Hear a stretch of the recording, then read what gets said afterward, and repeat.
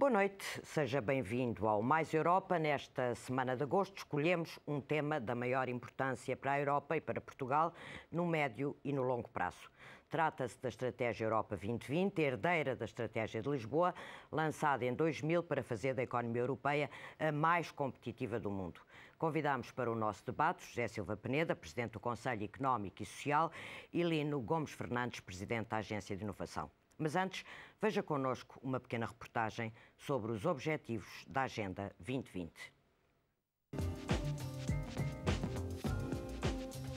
A 3 de março de 2010, a Comissão Europeia lançou a Estratégia Europa 2020 com a pretensão de assegurar a saída da crise e preparar a economia europeia para os desafios da próxima década. Assim, foram definidas metas a atingir em 5 áreas fundamentais para o espaço europeu. São elas o emprego, a investigação e desenvolvimento e inovação, as alterações climáticas e energia, a educação e, por fim, a pobreza e exclusão social. Desta forma, fazem parte dos objetivos europeus aumentar para 75% a taxa de emprego na faixa etária entre os 20 e os 64 anos, aumentar para 3% do Produto Interno Bruto Europeu o investimento em investigação e desenvolvimento e inovação, e ainda reduzir em 20 milhões o número de pessoas em risco ou em situação de pobreza ou exclusão social, entre muitos outros. O projeto Europa 2020 pretende também estimular o crescimento a 3 níveis. Em primeiro lugar, um crescimento inteligente, que desenvolva uma economia baseada no conhecimento e na inovação. Em segundo lugar, um crescimento sustentável, que promova uma economia eficiente em termos de recursos e mais competitiva. Em último lugar, um crescimento inclusivo, que favoreça uma economia com níveis elevados de emprego. A Comissão Europeia desenvolveu 7 orientações para concretizar a Estratégia Europa 2020, tais como a Agenda Digital para a Europa ou a Plataforma Europeia contra a Pobreza. Para a Estratégia Europa 2020 ser bem-sucedida, apelou-se a uma mobilização da sociedade civil, à qual se pede uma participação ativa no sentido de alcançar os objetivos pretendidos. Muito obrigada a ambos por terem aceitado o nosso convite. Acabámos de ver alguns dos objetivos do Dr. Silva Peneda da Estratégia 2020, que alguns, aliás, bastante coincidentes com aquilo que foi a Estratégia de Lisboa lançada em 2000. Entretanto, a Europa hoje está mergulhada numa enorme crise. Portugal está mergulhado numa crise ainda maior do que a crise europeia. Dá-nos ideia que estes objetivos, estas metas de uma economia de um crescimento inteligente, verde, inclusivo, estão muito distantes daquilo que é a nossa realidade atual, em que só nos preocupamos com o déficit, com a dívida e com uma crise tremenda. Como é que se compatibilizam este médio e este longo prazo? Eu acho que, para agora, acho que é bom e é positivo perspectivar o futuro. Os grandes desígnios da humanidade foram sempre feitos de sonhos e de grandes objetivos que se definem para o futuro. Mas, relativamente às estratégias europeias, temos que reconhecer que a que foi definida antes desta não correu muito bem. A meu ver, porque não havia uma escala de prioridades, tudo era prioritário, quando tudo é prioritário, nada é prioritário, e havia uma excessiva quantificação. A mim impressiona muito como é que há 10 anos se diz que a taxa de desemprego vai ser 4,5, com vírgulas. Excessiva quantificação e pouca monitorização. Muito pouca monitorização. Aí vamos para outra razão que eu acho que tem a ver com o método. Este método intergovernamental, se nós olharmos para os Estados da Europa, as coisas correram bem foi quando a Comissão teve um papel liderante nestas questões. Todos os grandes casos de sucesso da Comissão teve sempre um papel muito liderante. E, portanto, eu não sou muito otimista quando o método, ninguém é responsável exatamente pela pilotagem, portanto, está muito bem para o benchmarking, para analisarmos como é que troca de impressões, mas não há uma direção. Em termos de programa não há. Eu julgo melhor em relação à anterior porque há 5 áreas que são pacíficas, toda a gente concorda que estas áreas são as mais importantes, mas há aqui um problema de fundo. Esta Estratégia 2020 nada diz sobre o modelo de governação económica para a Europa. E, portanto, sim, que entretanto também já está a ser tratada a outro nível, mas digamos. Uma estratégia destas que não tem a componente institucional e política inserida fica, por uma expressão, um pouco coxa. E depois é omissa em alguns pontos que para mim são importantes. Eu vou elencar 5 pontos que para mim a omissão parece-me importante. Desde logo, a nível de política fiscal. nós temos vindo a assistir em todos os países, e Portugal também, e o SES tem feito sucessivas recomendações sobre isso. Conselho Económico e Social. No sentido de o aumento dos impostos diretos agrava as desigualdades sociais. Não há nenhuma recomendação relativamente a isto. Depois, a evolução demográfica. Para mim é um papel fundamental, é estrutural. Nós caminhamos para uma sociedade muito diferente daquela que vivemos. Claro. E isso vai ser contemplado. Isto vai ser daqui a 15, 20 anos. Como é que a sociedade se vai organizar para tratar de problemas que eram desconhecidos? Tem a ver com a percentagem de doenças mentais, que vai aumentar de uma forma dramática nos próximos anos. E como é que o país no seu todo se organiza? Estado, sociedade civil, os particulares, para responder a tudo isso. Depois tem a ver também algo que me preocupa, que tem a ver com a política de desenvolvimento de territórios, isto é, os subúrbios das grandes cidades. Os problemas que põem aí, administrações novas de pobreza, enfim, há problemas sociais muito complicados e à volta de Lisboa é conhecido isso, por exemplo, mas há outras cidades onde isso acontece também na Europa, nomeadamente Paris, e não se fala nada também sobre este aspecto. Depois um assunto que me parece importante, e isso aí parece que há melhoras, que é aquilo que eu chamo, e nós portugueses conhecemos bem isso, a necessidade de haver um escrutínio permanente da nossa economia. Isto é, este fator de haver surpresas e de repente as pessoas são deparadas com um buraco, por exemplo, financeiro que ninguém estava à espera, é algo que não pode acontecer num continente que se pretende civilizado e evoluído. Estamos a dar bons passos nisso, mas a estratégia 2020 acho que devia ter uma orientação muito clara relativamente a esta matéria. Mas mesmo assim, acha que ela é útil? Não, eu acho que é útil. Na pergunta que eu lhe fiz, na nossa situação de enormes dificuldades e de obsessão com o déficit é útil, e com a dívida. Obriga-nos a pensar no médio e longo prazo. Julgo que tem alguns pontos omissos. Julgo que tem uma excessiva quantificação. Quando vemos ali as taxas de emprego. Já reparou que é curioso que os governos, os primeiros ministros, individualmente, nunca assumem compromisso à vírgula para a taxa de desemprego. Mas a nível europeu assumem todos. Pois é, não curioso. Custa nada. Não, porque não são responsáveis, ninguém lhes pede contas. E, portanto, eu acho que esta excessiva quantificação descredibiliza. Já voltamos, doutor Lino Fernandes, a mesma questão. Como é que se compatibiliza esta nossa situação muito particular, aliás, muito mais negativa do que era no ano 2000, quando foi lançada a Estratégia de Lisboa, e os objetivos de longo prazo, aos quais, teoricamente, qualquer pessoa adere, desta Estratégia 2020? Quando foi da Estratégia de Lisboa, Portugal até foi dos países que, ao seu nível, mais conseguiu executar, nomeadamente em termos de crescimento da capacidade científica e tecnológica, da inovação. Sobretudo nesse capítulo. Exatamente. Conseguiu-se avanços muito significativos. E suponho que se vão continuar a registrar. O problema neste momento é, como diz, o da articulação entre o curto prazo, que é incontornável, temos que resolver os problemas de curto prazo, de uma forma que não ponha em causa o longo prazo. Exato. Porque eu lembro que já agora, nos anos 80 e 83, algumas das medidas que ajudaram a sair da crise de pagamentos de 83, de alguma forma tiveram um efeito estrutural que não foi muito positivo, na medida em que adiaram alguns ajustamentos estruturais em termos da especialização da economia portuguesa, etc., nomeadamente a desvalorização da moeda, não é? Teve um efeito imediato, foi bom, mas a médio prazo o efeito não funcionou muito bem. Portanto, neste momento a questão portanto, a Europa não está bem articulado, claramente, estes dois níveis, não é? Ao nível europeu, claramente. Agora, nós temos alguma palavra a dizer aqui. Portanto, Portugal tem que fazer um esforço para que a política de curto prazo ajude aos objetivos de longo prazo, que estão bem enunciados, e não o contrário, não é? Portanto, essa é que é a questão, e eu acho que há alguma margem. Portanto, e como é que se consegue? Posso dar um exemplo? Por exemplo, há um consenso na sociedade portuguesa sobre a necessidade de investir na recuperação de edifícios, dos centros das cidades, etc. Não é?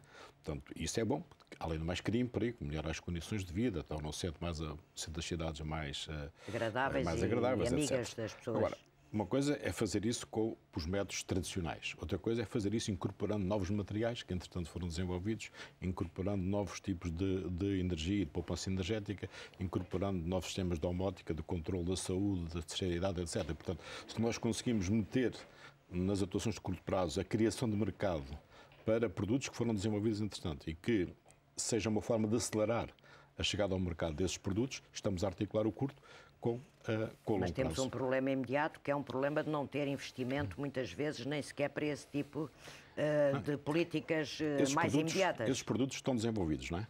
Na sociedade portuguesa. Na empresas portuguesas, neste momento, há produtos desenvolvidos que estão para entrar para o mercado. Se os investimentos que se anunciam, e nomeadamente, há um grande envolvimento até da própria Confederação da Indústria, exato, etc. Que apresentou um projeto nesse sentido. Se nesse esforço for levado em conta aquilo que há de novo em termos de desenvolvimentos tecnológicos já disponíveis para o mercado, isso ajuda a acelerar a passagem entre o curto e o longo prazo. Essa é que é a questão que eu acho que neste momento é nevrálgica. E quem diz isso diz muitas outras coisas, tecnologias que estão desenvolvidas, ou que estão em fim de desenvolvimento e que poderiam ajudar, por exemplo, os micropagamentos usando o telemóvel. Toda a gente tem telemóvel em Portugal.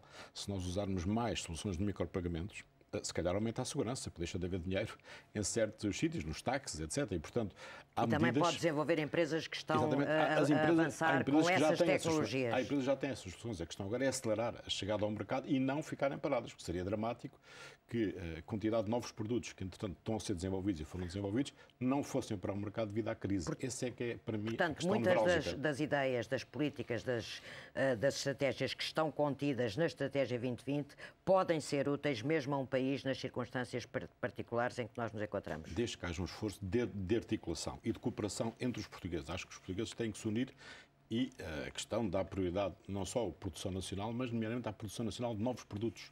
Não é? Porque há muitos novos produtos há muitas empresas inovadoras que estão grávidas de novos produtos. E a questão aqui é saber se isso ficar adiado durante uns anos, daqui a 3 anos ou 4 já não são inovadores. É uma coisa central neste momento ajudar essas empresas a colocar os novos produtos no mercado. E eles podem ter um papel na resolução da crise. É essa a minha ideia. O lado interessante. O Dr. Silva Peneda, como sabe, um dos maiores problemas a nível europeu que esta crise veio, que estamos a viver, a crise das dívidas soberanas, que se transformou numa crise do euro, que estamos a viver, foram justamente os enormes desequilíbrios de competitividade no quadro europeu. Já todos os portugueses perceberam, porque é o discurso recorrente hoje em Portugal, que nós temos uma competitividade que não evoluiu suficientemente e que, no fim de contas, o problema é que a Alemanha tem ganhos de competitividade enormes, o exemplo que se dá sempre, nós não. Em que medida é que uma estratégia como esta, concebida a nível europeu, também pode contribuir para a correção deste desequilíbrio que toda a gente diz hoje, que é fundamental que seja corrigido para haver uma união monetária mais viável do ponto de vista do seu funcionamento? Eu não quero aparecer aqui a cascar forte da estratégia de Lisboa, porque acho muito positivo e os elementos que disse são positivos, mas esse aspecto é ignorado na estratégia de Lisboa, claramente. Esse desequilíbrio de competitividade que é preciso corrigir. Eu estou à vontade porque em 2008 escrevi um pequeno opúsculo ensaio que dizia outra face da moeda, na altura em que se comemorava os 10 anos do euro e havia discursos jongóricos dizendo do sucesso da experiência, que tinha sido a segunda reserva da moeda do planeta, garantiu a estabilidade dos preços, baixas taxas de juros. Eu escrevi uma coisinha que chamei o título Outra Face da Moeda. E diz, tudo isto será assim e correrá bem enquanto a Europa crescer. Quando alguns países da Europa deixarem de crescer, virão ao de cima as vulnerabilidades das diferenças de competitividade. E é muito difícil. Veio a crise internacional e é muito difícil um país com uma moeda forte, como é o euro, ser competitivo. Pode fazer todos os esforços, mas em termos de bens transacionáveis, que toda a gente agora também se fala, é muito difícil competir com esta moeda. Temos um euro, uma política que está feita e moldada àquilo que são os interesses da Alemanha, claramente. Mas não me está a dizer que a gente deve sair do euro, não? Não estou a dizer isso. Eu nunca diria isso. Prezo muito as opiniões de João Ferreira Amaral, que aliás é membro do Conselho Económico e Social, mas eu acredito, e agora estou mesmo muito confiante, e agora estou otimista, que vai haver uma solução, sabe? Porque enquanto... Acho que a vantagem daquelas anotações da Moody's também tem lados positivos. Pois tem. Eu compreendo. Assustou as pessoas. Mas compreendo porque a OCDE já disse há pouco tempo, isto passou despercebido, vamos admitir que Portugal até cumpriria rigorosamente todos os objetivos do acordo com a Troika. Nada garante que no fim desse período haja crescimento económico. É uma condição necessária, mas não é suficiente. É preciso que as pessoas tenham noção disso. E a situação, mesmo que os senhores se portem muito bem e façam todo o trabalho de casa, nada grande que no fim... Mas o que está a dizer é que nós temos de ter também crescimento económico quando chegamos ao fim deste túnel de 2 anos. Sem isso não é possível. Mas justamente nem pagar a dívida. Precisamos de uma economia mais competitiva, certo? E para haver uma economia competitiva, eu digo que tem que ser uma reforma institucional e política a nível da União Europeia. Já se falou nos eurobonds, eu julgo que isto vai acabar por ser resolvido com um exercício em que todos vão ser solidários com todos. Eu julgo que isto vai acabar, e se calhar mais geralmente que se pensa, em que um país quando tiver dificuldades haverá... Os outros serão todos fiadores desse país e ele fica obrigado a cumprir um programa. O problema aqui é que quando um país está em dificuldades, se liberte de pagar taxas de juros astronómicas. É isso que está em causa. Exato. E se conseguimos baixar as taxas de juros dos empréstimos que Portugal tem neste momento, isso seria um alívio enorme. Ora, se conseguimos criar um sistema Os eurobonds acho que foi uma ideia generosa, mas que acho que está queimada politicamente, porque torna-se muito visível para a opinião pública alemã que nós vamos pagar aquilo que eles dizem os desmandos dos países do sul da Europa. O que é um disparate completo. É uma versão um bocadinho distorcida da realidade. A Europa que os e alemães a tendem política a fazer. económica, como as outras políticas todas, não pode ignorar a diversidade que é o tecido social e económico europeu. E a Europa foi construída na base da diversidade. E, portanto, impor uma política económica, uma estratégia económica única a todo um espaço tão diverso é uma ideia errada, do ponto de vista mesmo de construção europeia. Isto não tem nada a ver com transferências de montantes financeiros de um lado para o outro. Tem a ver que Portugal, por exemplo, dificilmente se tornar competitivo com uma valorização do euro como neste momento existe. E, portanto, eu estou otimista porque, enquanto isto andou por Portugal e pela Grécia, enfim, era mais uns cheques que se passavam para isto. E... Agora, quando se percebe quando que é claramente a Itália, que a Espanha, que é realmente, agora toda a gente diz que é sistémica, vai a haver solução soluções. sistémica. Eu estou convencido. Alternativa nem seria uma desgraça. Aliás, eu julgo que a prazo leva ao desmantelamento de todo o projeto de construção europeia e, portanto, aquele desígnio da paz, enfim, tudo que está na base seria uma verdadeira do projeto, tragédia, não só para nós, naturalmente. Agora, claramente que o caminho é no sentido de mais federalismo. Não vamos ignorar esta realidade. Mais integração, mais governo económico, mais governo governação económica e mais federalismo. É a via que... Repare que o euro nasceu ao contrário. Eu tenho uma relação pessoal e uma grande admiração pelo Jean-Claude Juncker, o primeiro-ministro de Luxemburgo. E ele contava que, no princípio, quando se começou a tratar do euro, as autoridades americanas, a administração americana, nem queriam pôr isto na agenda. Em resumo, não acreditavam que ia ser possível. E passaram um ano ou dois, começaram a acreditar que o euro existia. E muitos economistas entendiam, e bem na altura, porque os manuais de teoria de integração económica dizem que a moeda deve ser o corolário de todo um processo. Eu, se calhar, hoje reconheço que foi um erro criar o euro sem mais união política. Se calhar, sim, hoje... mas ainda estamos a tempo de corrigir esse erro. Eu já volto a si. Dr. Lino Fernandes, há uma ideia muito divulgada hoje em Portugal, no debate português, que é sobre a competitividade e os desequilíbrios de competitividade no quadro da própria União Europeia, é que os salários portugueses, nestes últimos anos, subiram mais proporcionalmente como fator de produção do que os alemães, e isso leva um pouco a centrar o debate sobre a nossa competitividade, a competitividade portuguesa, não em fatores como a inovação, a ciência, a tecnologia, a educação, qualificação da mão de obra, mas mais em termos de mão de obra mais barata ou mais cara. É assim que podemos encarar o problema da competitividade do país? Não, suponho que o foco não deve ser esse. Bem, em primeiro lugar, suponho que esses dados... Mas reconhece que tem havido alguma tendência para... Sim, mas esses dados não estão corretos. O Banco de Portugal já corrigiu esses dados, que havia uma má interpretação dos dados, a diferença não é tão grande. Em segundo lugar, chama a atenção que o nosso grande concorrente não é a Alemanha. É o nosso grande mercado. Nós não concorremos com a Alemanha. Os nossos Mercedes não concorrem com os Mercedes alemães, infelizmente. Não os temos. A gente não faz Mercedes. E, portanto, os nossos concorrentes são os países emergentes, como, por exemplo, a China, não é? Ou alguns países do leste. É com esses que nós temos que comparar os custos de fatores de produção. E com esses países, nomeadamente com a China, suponho que não é por causa de mais 10% ou mais 20% de salário que a gente é mais ou menos competitivo. O desnível é enorme. Daí é que temos que jogar claramente com a inovação e com outros fatores. E não ficar presos aos salários, porque seria impossível a gente concorrer com a China com base nesse fator. Eu lembro quando, nos anos 80, o muro de Berlim caiu, não é?